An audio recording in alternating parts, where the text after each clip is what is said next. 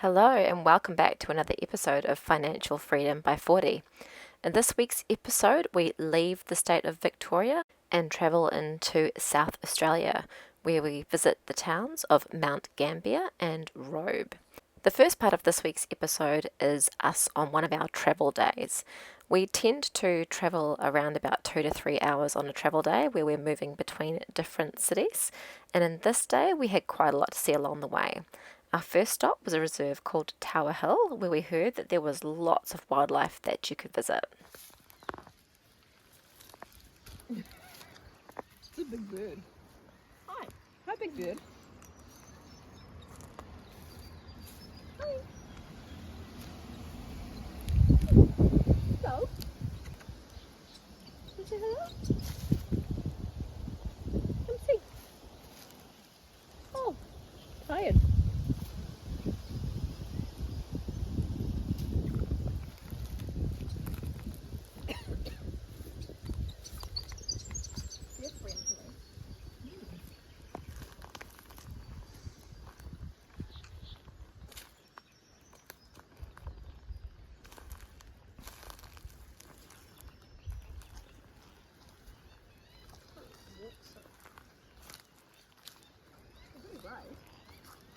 Pretty tame, aren't they? Probably just people feed them. Maybe that's how people get so close to them. Tower Hill Reserve has a number of volcanic features that you can visit, but probably the most interesting part of this walk for us was getting to meet this cute little guy. Oh, there we go. Oh.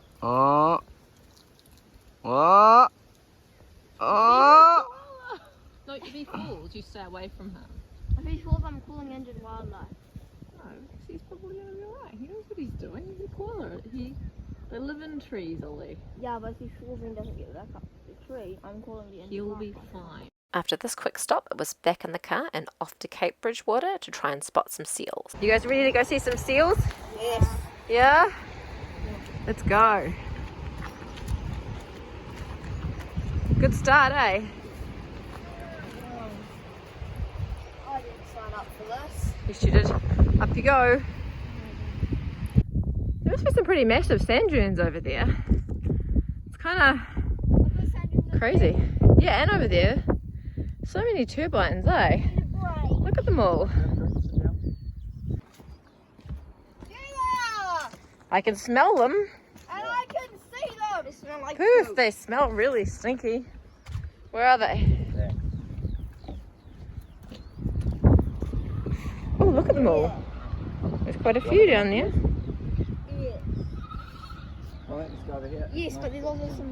We drove past so many wind farms in this area, and we wanted to try and get up close to one of them so we could see how big they really are for ourselves. Just around the corner from the seal colony is an area called the Pinnacles and the Blowholes. At this spot, there is a location where you can pull up right next to some of the wind turbines and get a really good idea for just how big they are and to hear them up close. Can you hear them? Doesn't sound that much. All I can hear is the car. Man, they are huge.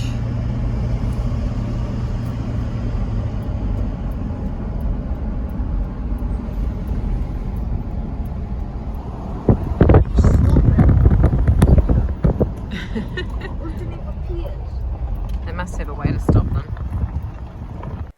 Later that day, we crossed the border into South Australia, where we went on to the town of Mount Gambier. Initially, we thought Mount Gambier might just be a little rural service town, and we didn't know really that much about what there was to see there. But it turns out that Mount Gambier has some really interesting features, such as a number of sinkholes, caves, and some absolutely stunning blue lakes. The first place we visited was the Sinkhole. So we just spotted these beehives in this cliff. So this must be what beehives actually, if you can see them, you see the bees buzzing around them, but that's what, I'll put a photo in too, but that's what they actually look like when a beehive is growing naturally. And not There's a big one with just over humans. there. Yeah, it's a big one just up out on that rocky outcrop. Wow, that's amazing. Never seen anything like it before. The Mount Gambier area is a volcanic area that is quite high in limestone, and in some places the limestone has eroded away to leave behind these massive sinkholes. This is an amazing thing. Yeah. What's in there, Zaves? It's a little birdie making its nest. Is there? Where's it making its If you look nest? down, and one of those, see that? There's a bird jumping around and Yeah. trying to make its nest. Wow. This is There's lots super of cool. possums in here.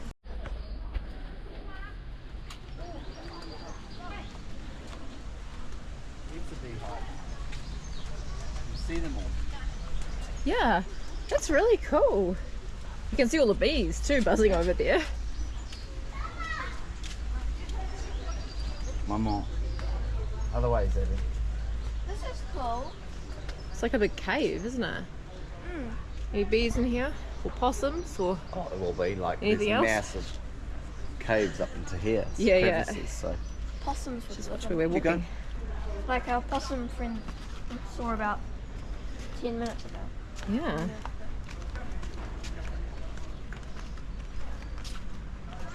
Everyone makes possums to seem out very vicious. They're actually cute when you see them in daylight hours. I think they are vicious if you're a native New Zealand bird. Oh yes, if you are a native New Zealand bird, yeah, they are vicious. pretty cool, isn't it? Can't be that. They did look pretty cute. That one did look pretty cute. Yeah, this is cool. Very cool. I like it. Are possums native to Australia? I think so, yeah. The second sinkhole we stopped at was one in the middle of the city centre, and it wasn't quite as impressive as the Umpherson sinkhole, which had been landscaped beautifully by the family who used to once own that area. Is this the well? Or was it the board that said that one of the original wells had been exposed? Do you think that? That doesn't look like a well, it just looks like a waterfall-y thing. Oh, well, let's see if we can spot the well. Yeah, it's like hubcaps and all sorts. Yeah, it's a bit stink that people throw their rubbish in it. Hey, they're all wedding things. Are they? Yeah. What makes you think they're wedding? Drake and Lad. Pardon? Yeah, they're all wedding ones. And you know. Why do you say it's wedding? Read them. Oh look, there's a beehive over there too. Where? Even the beehive's got a bit of rubbish in it. There's heaps of bees in it though. That one, yeah. Another must-visit spot in the town of Mount Gambier is the Blue Lake. The Blue Lake is something that you see quite often on Instagram, and it's hard to believe that it's really that blue. I think in reality, it's pretty hard to capture how blue it really is. It is absolutely stunning.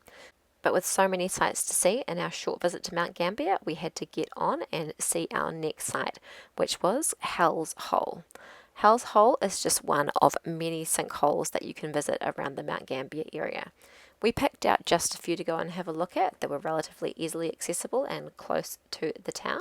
Some of them you can even go scuba diving in them. Hell Hole, just below, is one of them that you can scuba dive in. It's apparently about 40 metres deep. We also learned when we went to the Visitors Information Centre that there are caves all under Mount Gambier where divers can navigate in through narrow channels underneath the city. Well, you know, you want to test out your four-wheel drive, so I give you directions that take you. Well, you know, gotta give it a go, haven't you, sometime? Those fizzy drinks in the back are gonna go kapow. There's a caravan here, Lily. What fizzy drinks in the back? There is too. Oh, see, we could have taken the caravan with us. After all. Yeah, you realise the fizzy drinks that are in the back of the car are gonna go kapow. Is there fizzy drinks in the car? Yeah. No, we didn't put them in the No. car. They're in the caravan. And we don't have the caravan with us today. Xavier put some in. Oh, look, someone's house is there. See, look, it's not like we're in the middle of nowhere.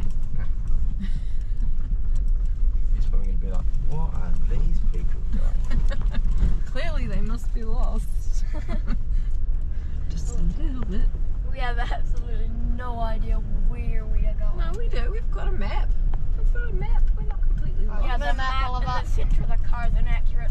And the Mount Gambier one's only for Mount Gambier. We're nowhere near Mount Gambier. Pass me the Mount Gambier map.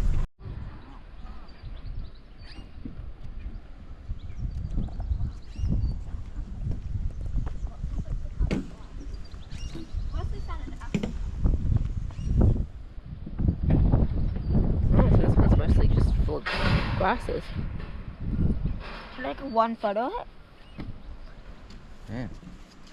This took a while to find. And it's literally only 40-meter walk. It's a big hole.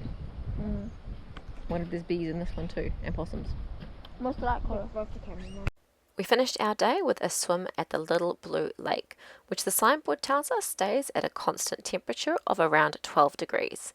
That day the boys said it was a little bit warmer than that. It's talking about rubbish. I want you to get the Do not push me in.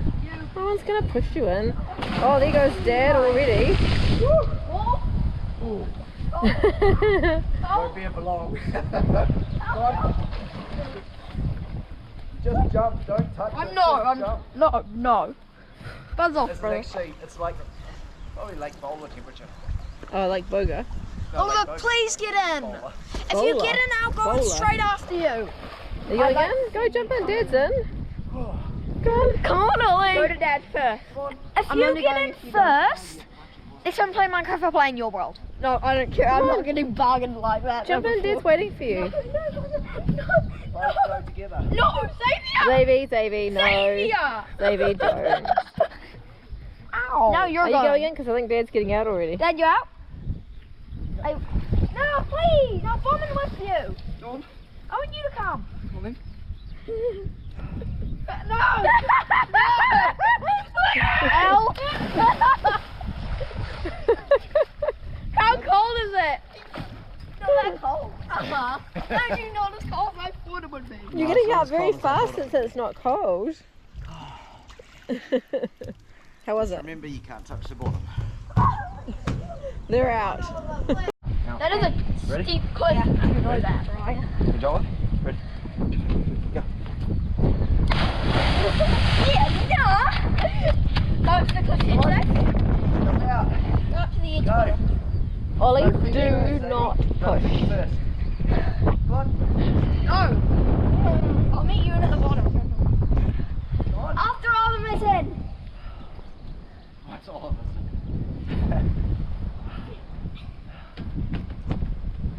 Oh, Come, Zach. go. I don't know about this. Jump down. I'll join you if you do it. Go, Zach. Oh, what? You're an absolute nutter. No, it's not. Oh, you're a High five. nutter. I Boom. didn't think you'd actually do it. Got one more and I'm out. I'm holding. One of the other popular things to do in the Mount Gambier area is to take a trip to one of the many caves.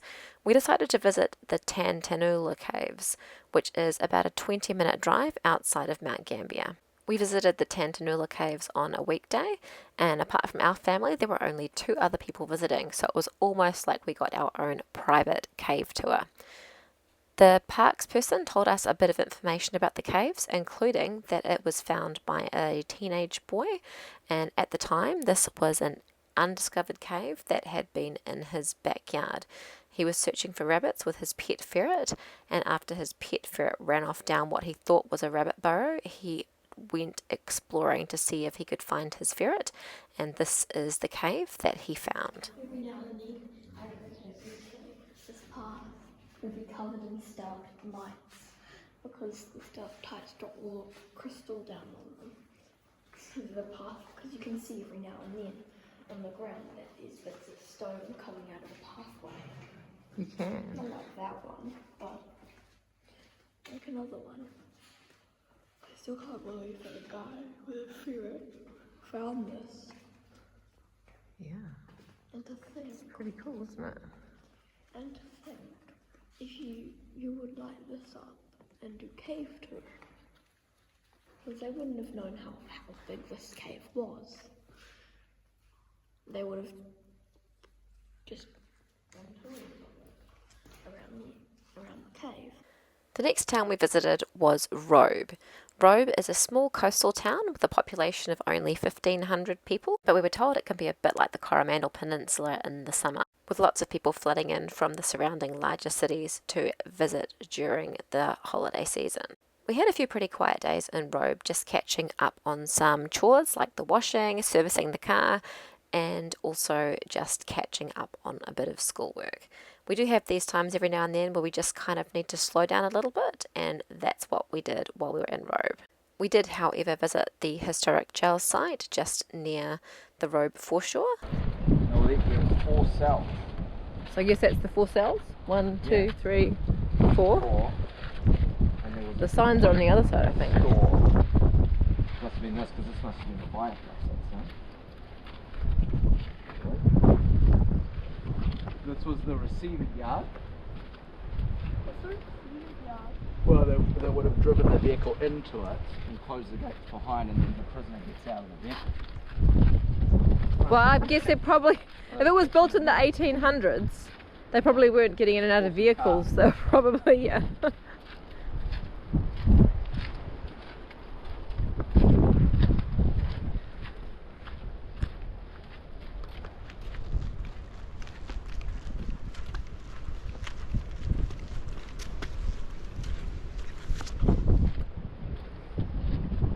Oh yeah, because these are gates.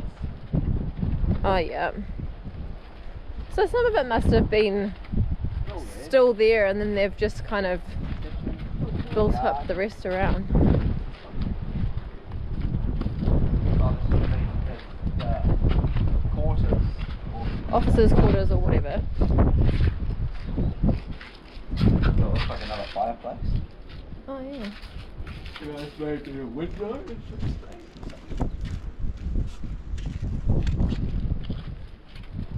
Oh, I wonder what went down there. That looks like a staircase down into the... It's an earth closet. an earth closet.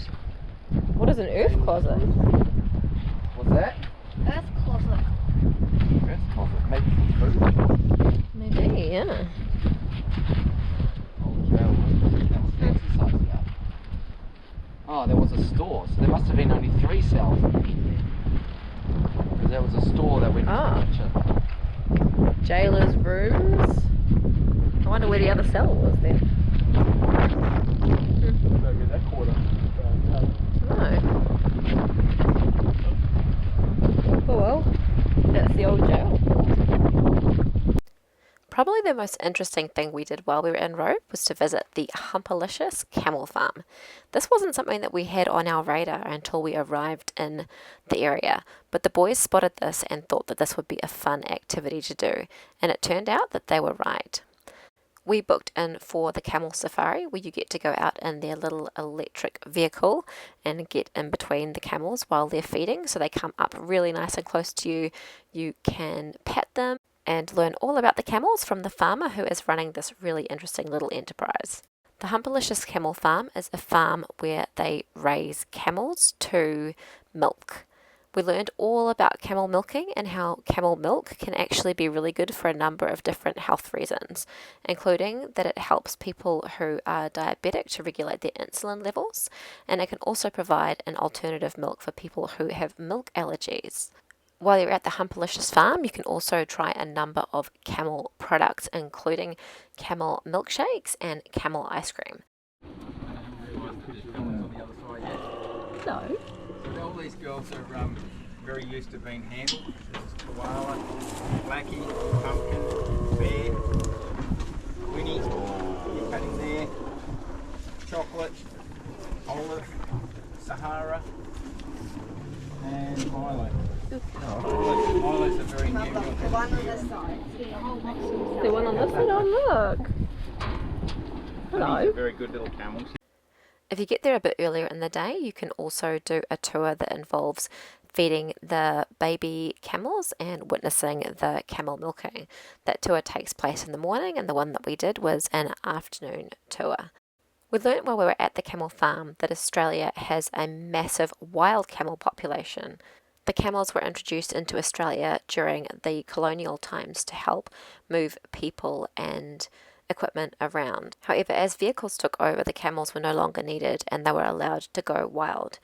It's thought that there could now be as many as 1 million wild camels in the Australian outback, and some of the camels that are part of this herd have been mustered from that wild population. This was a really fun afternoon out, and we even took home some camel sausages to try. We'll show you those in another episode. So we're staying at Robe at the moment, and there's this big beach here, Long Beach, and we are gonna go for the first time on the beach with Bruiser the Cruiser, and there's apparently a good fishing spot just down here, so we're gonna have a go at surf casting off the beach just down there. Fingers crossed we don't get bogged. Yeah. It's just luck. Alright, here he comes. I'm always a bit nervous about these things. We've aired down the tyres. So, here we go. We were just speaking to somebody who said someone got bogged on the beach yesterday. So let's hope we don't end up bogged. Here he comes. It's the first time for everything.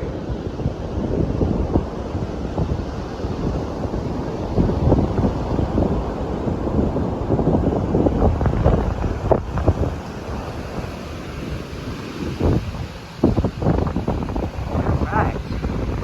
First step. We made it onto the beach. Now to not get stuck. We're on the beach. Oh, focus fine. So how did it go going down onto the sand? Yeah, it's alright. First time. Feel really soft and soggy when you get into it, but that's alright once you're on it. Oh, that's good. Got to be a first time at some You can only stage. go 25 past other people. But you're only going 20 anyway.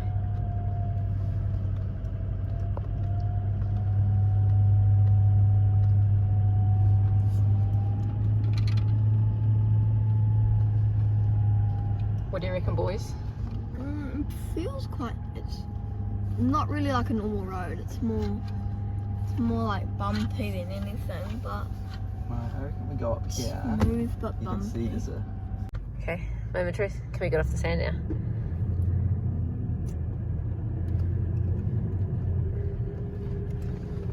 Turn around.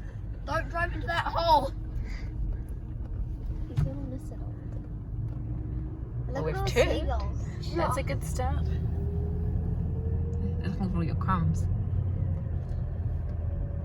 No luck with the fishing though, just a bunch of crabs. Yeah. How many Five- crabs did you guys 5 crabs, catch? wasn't 5 crabs. I got 4 and Dad got 1. Hey. it? Yeah. Yep. Hey, do my crabs count for the fishing till? Yes. Yes. Woohoo! Crabs do count for the fishing tally. So I'm on the board then. Anything that you catch with a rod, it counts as a fishing tally. Even if Keeper fishes count, but any crab counts. keep a fish in that, only keep a fish. But everything else, even if you don't keep it, it still counts. Crab counts. Crab does count. Crab does It's a count. bit soft up here. Crab It is a bit counts. soft. Ah! Dad! I'm not trying. You're a wolf. I'm going to come down to the hard stuff. Ah! Mom, Gas Ollie. bag, go 40. you're a wuss. Yes. Dad, go 40. Make mum go real low. Gas it, Dad.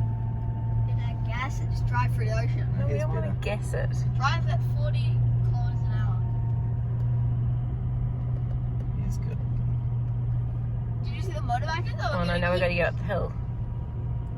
Did you see the We motorbikers? got to inflate the... I saw a guy going pretty fast through here Ah! to make sure he could get up. Drive. Slow. Go what? There. Oh, Bruiser. We made it. We didn't get bogged. You won't be saying boo when you have to dig the car out. Xavier's filling the tyres back up for us now that we made it off the beach. Doing a good job. What are you up to there, Zaves?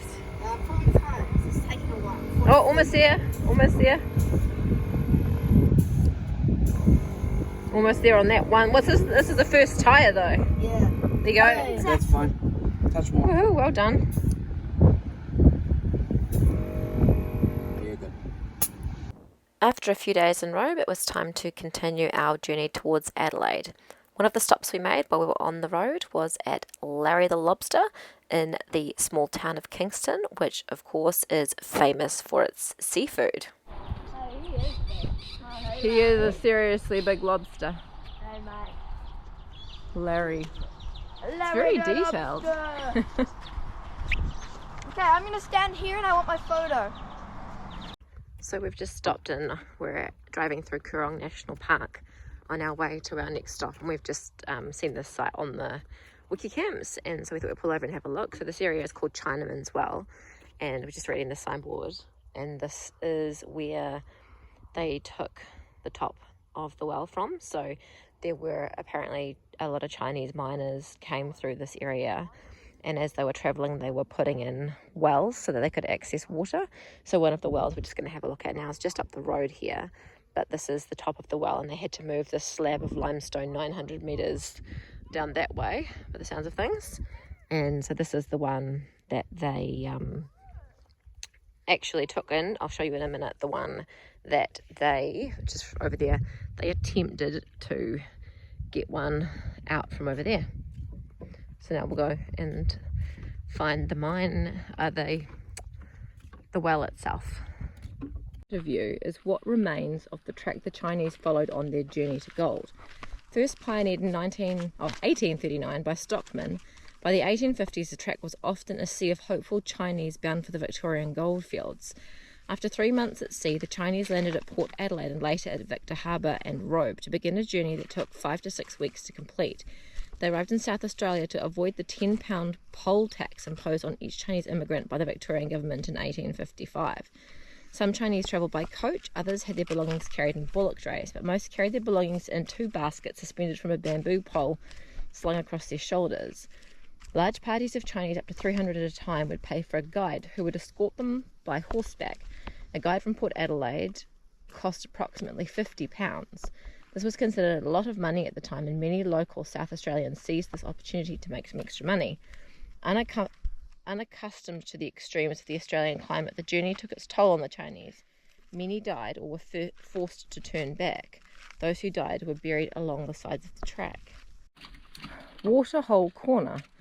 Waterholes were important to overland travellers. The stone-lined rectangular waterhole before you may have been used to water stock and coach horses. Water was probably lifted from the well by means of a large iron bucket and chain attached to a wooden pole referred to as a whip. Rectangular troughs, presumably for storing excess water, have been located near the waterhole. These tanks are believed to be either boilers or storage containers from steamships.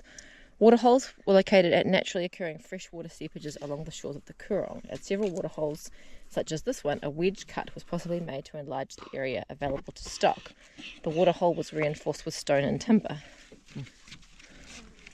Ah, cool. Alright, what's next?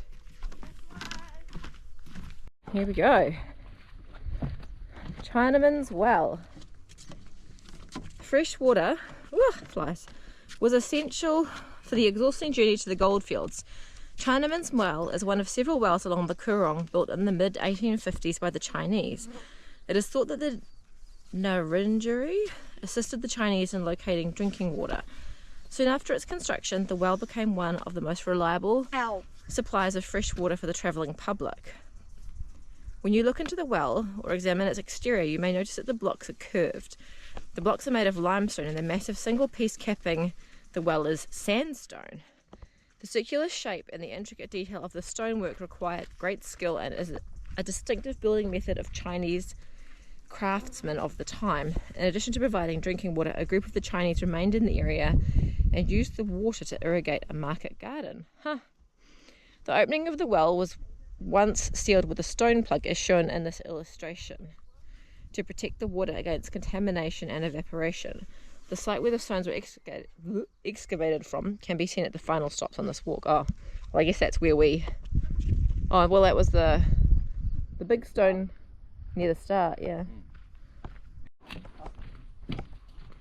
There's still water in there, though. Oops. There's still water in there, but... Yeah? Wow. It's pretty amazing that it was done in 1850. Yeah. Oh yeah, you can see the water. Cool. And like they say, they're round. Yeah. Well, let's see if we can see what's next to see. As we got closer to Adelaide, we found ourselves once again travelling alongside the Murray River. This was super cool as we ended up meeting the point where the Murray River comes out towards the sea. We hadn't quite realised that our journey would take us so close back to the Murray, otherwise we probably would have spent a little bit more time here exploring this end of the river. Tell us the story. River meets the sea. The River Murray begins its journey 2,500 kilometres away in the Snowy Mountains, New South Wales. It flows down through Victoria, enters the lower lakes, and then flows through the Murray mouth into the Southern Ocean, which is through Lake Alexandrina, which And is this- where we're going. And this lake here is Lake Albert, which is an arm of Lake Alexandrina. So this is kind of like the other end of the Murray. We did up by Echuca, which is like this. Well, not really not the start of the Murray, but the start of the shipping journey of the Murray. And then the paddle steamers came down towards this end, and then hopefully in the next couple of days we'll see where they ended up. Yeah, Murrindini, the river. For many thousands of years, the lower river Murray Lower Lakes and the Coorong region is one of the most densely populated areas of Australia. The waterways were home to thousands of Aboriginal people.